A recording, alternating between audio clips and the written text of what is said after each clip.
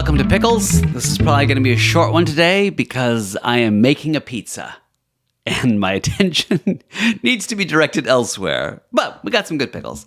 So this is how this works. This is where you send me situations where you don't need advice, because let's face it, most of the time when we ask for advice, we just want the other person to confirm what we would have done anyway. No, you need talking points. Right, spin doctoring, and I'm here to provide that free of charge.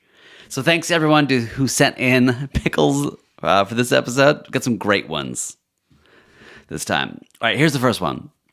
My roommate is in nursing school and asked if I would let her practice inserting IVs on me since the dummies they use just aren't the same. So this is a delicate situation. Right? Not just because you live with this person, and obviously you want to support them as they pursue their dreams, but also they're in nursing school. They could, if they wanted to, drug you and make your body disappear. Don't look at me that way. All of us are fundamentally afraid of nurses. That's why when they do those opinion surveys on the most trusted profession, every year, the public ranks nurses at the top because we need to stay on their good side. So here's what you say. You say, hey, totally agree with you. Dummies aren't the same. And not because they're not good for figuring out where to poke. They're fine for that. But the most important thing for a nurse doing an IV is exuding total confidence in the pre-poke chit-chat. So sure, you can poke me, but first you have to pass a confidence test to demonstrate that you can just exude composure to the whole situation. We'll do a little role play. Okay, I will be the patient.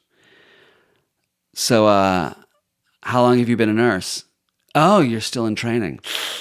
So, this year's probably the year you killed most people. Yeah.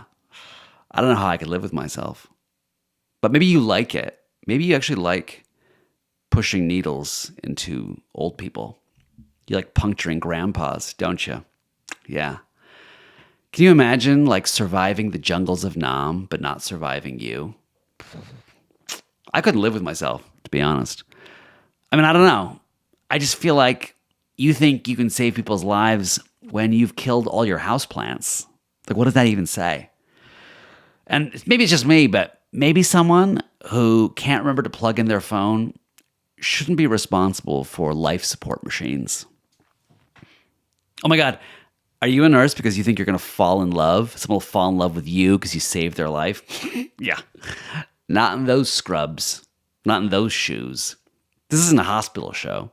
They've got flattering lighting. In this lighting, you can't tell which one of us is sick. Actually, of the two of us, you're the one that's trembling right now and pale. Maybe you should take a moment, sit down, and reconsider your life choices. Because you don't look so good. At that point, if your roommate still has their composure, yeah, they get to poke you once or twice. Next one. From the world of work. I work for a corporation and have always prided myself on seeing through corporate tyranny and BS. But now I have to terminate someone on my team, and I'm freaked out. I've become the oppressor, and they'll tell everyone I'm garbage. What do I say? All right. Yikes. So what you say in this moment is very important, but not for the reason that you think. Okay? You have to come to grips with the truth. No one who's fired thinks that they're the problem.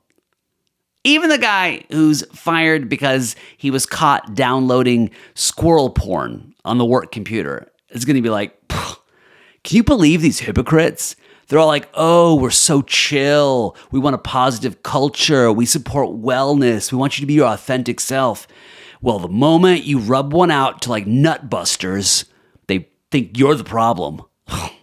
Yeah. Care for nature, fascists. So you have to know this. Whatever happens to this person, in the story they tell with their friends, you are the villain. It's the best gift you can give them. If you want to be a real mensch in this situation, be the smarmiest villain you can be. quote Oprah Winfrey. Say something like, do you know, Oprah says, every failure is just a stepping stone to success. And judging by your string of failures, buddy, success is really close. Or, look, in the end, I'm not letting you go. I'm letting you grow.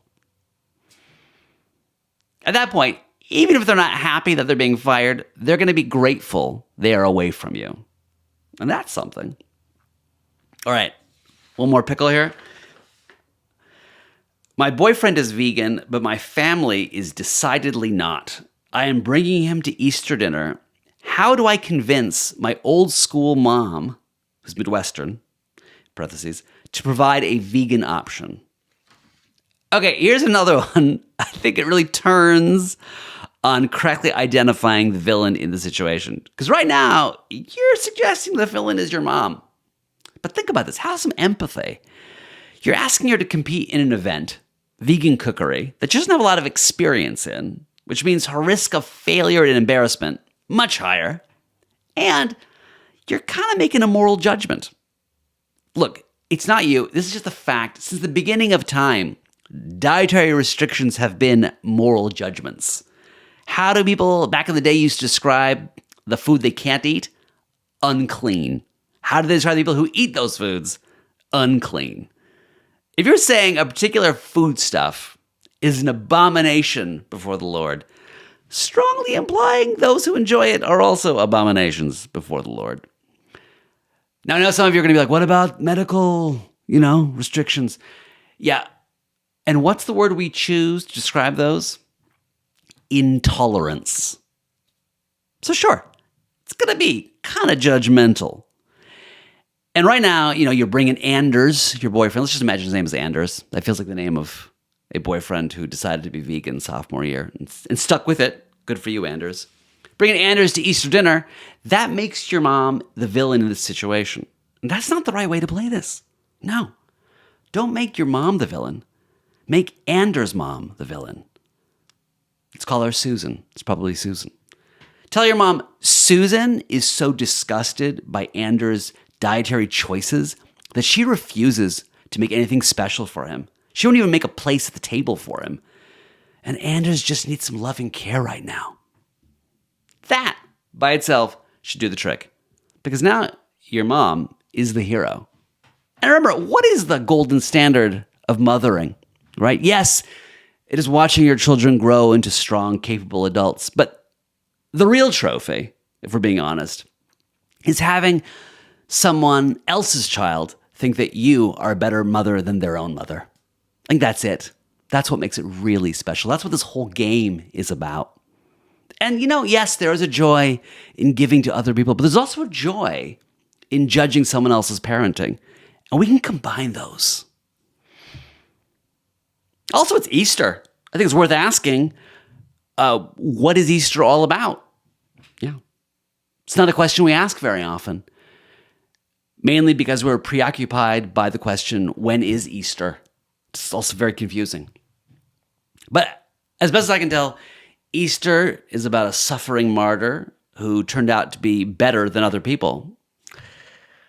Sounds like a lot like your mom, to be honest. So this Easter, give her the gift of moral superiority. Over Anders' mom, at least. Amen. Okay, I think 3 pickles is good. I got to get back to this pizza. But I do want you to email me. There are 3 reasons why you might email me. 1, you want to be my friend. I recently had some slots open up. Don't ask. 2, you want to collaborate on something. Love collaborating. And 3, you've got a situation. You've got a pickle. And you need some help wheedling your way out of it. I would love that. The email is helpme.pickles@gmail.com. It's in the description there. And send me something. I'll see you in a couple weeks.